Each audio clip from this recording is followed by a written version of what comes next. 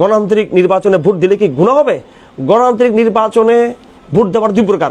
একটা হলো যারা লিবারেলরা আছে, লিবারেল গোষ্ঠী, লিবারেল মুসলিম ইসলামিক যারা আছে, মুসলিম তথাকথিত যারা আসলে আমি এদেরকে বলি প্রটেস্ট্যান্ট মুসলিম, ওদেরটা সবটাই গুনাহ, ওদের পুরো রাজনীতিরই গুনাহ, শুধু ভোট দেওয়া না। পুরো লিবারেল রাজনীতিটা হচ্ছে একটা পাপ, যেখানে আল্লাহ পাকের সার্বভৌমত্বের ঘোষণা নেই। লিবারেল পাশ্চাত্যের আদলে যে পশ্চিমা রাজনীতি যেগুলো আমাদের মুসলিম দেশে দেশে বিভিন্ন রাজনীতি দলগুলো করে থাকে, এটা পুরোটা পাপ। আর ইসলামী দলগুলো তারা এই পাকিস্তান রাষ্ট্র প্রতিষ্ঠা হওয়ার পর থেকে ওনারা একটা ইস্তিহাদ করেছেন যে গণতন্ত্রের সাথে সমন্বয় করা যায় কিনা। সেক্ষেত্রে ওলামায়ে কেরাম কিছু বই লিখেছেন, তারা কেউ ভোটকে শাহাদতের পর্যায়ে, সাক্ষীর পর্যায়ে, শাফাআতের পর্যায়ে, সুয়ার ইত্যাদি ক্যাটাগরি করে তারা একটা ইস্তিহাদ তারা করেছেন। তো যদি ইস্তিহাদের কারণে হয়ে থাকে এই ভোটের অংশগ্রহণ, তাহলে সেটাকে আপনি এইভাবে এই কুফর তো বলাই যাবে না, ওইটাকে এভাবে হারাম বলা যাবে না।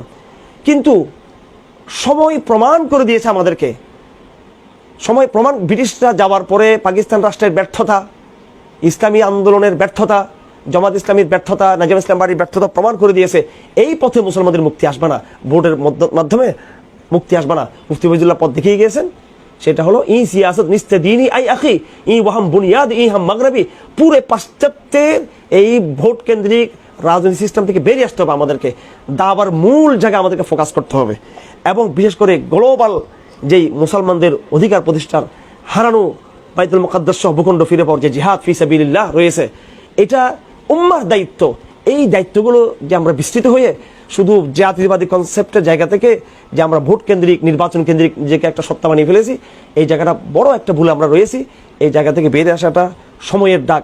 আমরা আমাদের কাজকে যদি না গুছিয়ে ফেলি, এমার এবং জামার কনসেপ্ট যদি গ্রহণ না করি, দাওয়া, ইদাদ, জিহাদ ফি সাবিলিল্লাহ, হিজরত, আমর বিল মারুফ, নাহি আনিল মুনকার, শাসক গোষ্ঠীকে দিনের পথে এইভাবে ধাবিত করার জন্য সরাসরি তাদের সাথে ডায়লগ করা, হ্যাঁ, এই সমস্ত পথে যদি না আসি, মুজাদ্দ আল হাসান রহমতুল্লাহ আলাইহি আলম আকবরের জমানায় একদম শেষের দিকে তিনি প্রচণ্ডভাবে তিনি দাওয়ার কাজ করেছেন।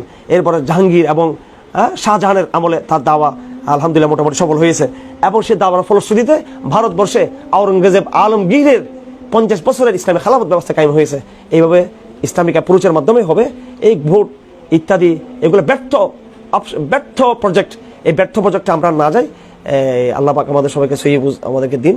আবার এটা নিয়ে আমরা ট্রল না করি। এখন দেখা যাচ্ছে ইদানিং আমাকে আমাদের আশেপাশের যারা আমার সহকর্মী দেখিয়েছেন, এক দলকে বলতেছে ফেবু মুজাহিদ বলে, তাদের আবার উদ্দেশ্য খারাপ, হ্যাঁ, খারাপ উদ্দেশ্য। আমিও বলেছি, আমি যেটা বলে থাকি নসিহার উদ্দেশ্যে বলে থাকি কাউকে। আলহামদুলিল্লাহ আমার অন্তরে বিদ্বেষ নেই। আপনারা তো আমার বাবাকে অনেক কথা বলে থাকেন, হ্যাঁ, আজকে তো অনেকের অনেক বিষয় আজকে ব্যর্থতা আজকে দেখা যাচ্ছে পুরো জাতির। যাই হোক, আমি আমার বাবাকে ওনার তবলিগ প্রশ্নে আমি একমত হতে পারিনি, বিভিন্ন বিষয়ে একমত হতে পারিনি। তবে শৈশবকাল থেকে তিনি আমাদেরকে কুরআন সুন্নাহর কিছু জিনিস শিক্ষা দিয়েছেন। রাসূলুল্লাহর একটা হাদিস রয়েছেন, রাসূলুল্লাহ আনাসকে হাত রেখে কাঁধে বলছিলেন, ইয়া বুনাইয়া ইন কাদারতা আন তুসবিহা ওয়া তুমসিয়া ওয়া লাইসা ফি কলবি গাশরুন লিআহাদিন ফাফআল ওয়া যালিকা মিন সুন্নতি। হে আমার বৎস, হে আমার ছেলে, হ্যাঁ, তুমি যদি পারো সকাল সন্ধ্যা এমনভাবে কাটাবে কোনো মুসলমানদের ব্যাপারে তোমার অন্তরে বক্রতা নাই, গাশ নাই, খুঁট নাই তোমার অন্তরে, ফাফাল, তাহলে তুমি সেটা করো। ওয়া যালিকা মিন সুন্নতি, আর এটা আমার সুন্নাহ। আমান রাগিবা আন সুন্নতি ফালাইসা মিন্নি, আর যে ব্যক্তি আমার সুন্নাহর মধ্যে থাকবে না সে আমার উম্মাহ নয়। আলহামদুলিল্লাহ। এবং আলহামদুলিল্লাহ আমাদের অন্তরে আমরা ইসলাহ দিই, নসিহা দিই, কিন্তু আমাদের অন্তরে কি নাই, বক্রতা নাই। এখন আপনি এখানে প্রশ্ন করেছেন এই ভোটের রাজনীতি নিয়ে, এটা আমরা হক কথা বলবো, তো ট্রল করবো না। এখন দেখা যাচ্ছে একদলকে ট্রল করতেছে, হ্যাঁ, আপনি নসিহার ভাষায় বলবেন। আমার কিছু বক্তব্যকে খণ্ডিতভাবে নিয়ে একদল আবার আরেক দলের বিরুদ্ধে ব্যবহার করতেছে, এটা অপছন্দনীয়। আপনি যদি আমার খায়ের হা হয়ে থাকেন, আপনি সত্যিকার আমার অনুসারী হয়ে থাকেন, আমাকে ভালোবাসতেছেন, যেহেতু আমার বক্তব্যের অংশ বেশি আপনার পছন্দ হয়েছে, সেটা আপনার ভালো লাগতেছে, আপনি সে অংশটুকু নিয়েছেন। আমার বক্তব্যের 1000 অংশ সেটা তো আপনি গ্রহণ করেন নাই, বরং সেই বক্তব্যের কিছু অংশ আপনি নিজেও বিরোধিতা করেছেন। এই জন্য একদল আরেক দলকে ফেবু মুজাহিদ বলে তিরস্কার করা, আবার আরেক দল কি মুজাহিদ বলে, বাস মুজাহিদ, এইভাবে ওয়ালা তানাবাযু বিল আলকাব, আমরা এগুলো না করি। যাই হোক, আমরা হক কথা তুলে ধরবো, নসিহার ভাষা তুলে ধরবো, সমালোচনা করবো, অবশ্যই করবো, কেন করবো না, আত্মসমালোচনা করবো, পর্যালোচনা দিব, অবজারভেশন দিব, কিন্তু সেখানে যে বিদ্বেষ যাতে না থাকে। আমাদেরকে একবার ছোটবেলা আমার বাবা এই হাদিসটা শিক্ষা দিতেন কাঁধে রেখে রেখে, ইয়া বুনাইয়া ইন কাদারতা আন তুসবিহা ওয়া তুমসিয়া ওয়া লাইসা ফি কলবি গাশরুন, অন্তরে বিদ্বেষ যাতে না রাখে।